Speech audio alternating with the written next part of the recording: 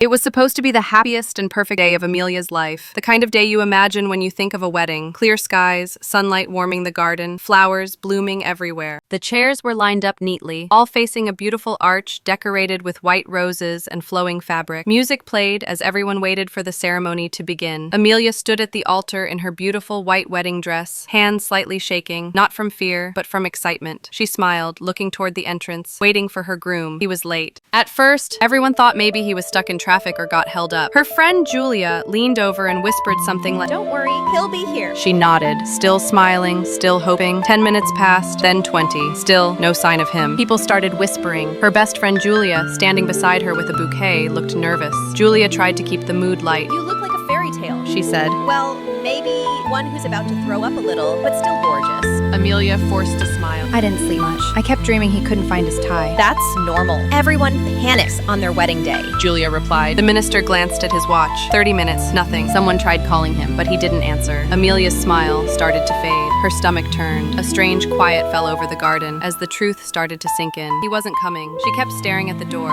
still hoping he'd walk through, say sorry, and explain everything. Still hoping to hear him say, I do. Her dress felt heavier by the second. Julia was beside her, saying soft words, trying to help, but Amelia couldn't hear any of it. It was like someone had turned down the volume of the world. Eventually, she whispered, almost to herself. I waited for him to say the words. She looked at the empty space next to her, where he should have been. Then she turned slowly, facing all the guests who had come for her wedding. Her face was calm, but her heart felt broken. The man she was supposed to marry, the man she trusted with her heart, was gone. She could feel the guests outside, turning in their seats, whispering, staring toward the closed doors where the bride should have already walked through, where she should have been meeting him at the altar. She didn't know what to do. No one does in moments like that. There's no guidebook for being abandoned on your wedding day. Without crying, without making a scene, she walked back down the aisle, all by herself. Everyone turned when they saw her. Conversations stopped. Some people stood up, others just watched, unsure of what they were supposed to do. Amelia kept her eyes forward, not on the guests, not on the priest, not on the empty space where her fiancé was supposed to be. Julia tried to follow her outside, but Amelia stopped her. Let me walk alone, She said quietly. When she reached the altar, she stopped. The silence was almost unbearable. Then, quietly, she let the bouquet slip from her hand. It hit the ground with a soft thud, white roses against white stone. She looked at it for a moment. Just a bunch of flowers. All that planning, all that dreaming, all for nothing. Inside, she felt like something had torn open. Humiliation, anger, confusion, grief. But underneath all of that, deep in the center of her chest, was something she couldn't quite name. Something small but solid. It wasn't strength, not yet. It wasn't peace. But it was a start, and it would grow. Funny how a day that was meant to mark a beginning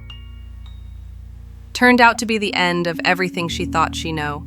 But this moment, standing there alone, surrounded by silence and questions, didn't start here.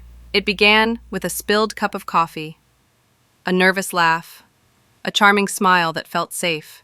That's where her story truly started. And maybe, just maybe, that's also where everything went wrong.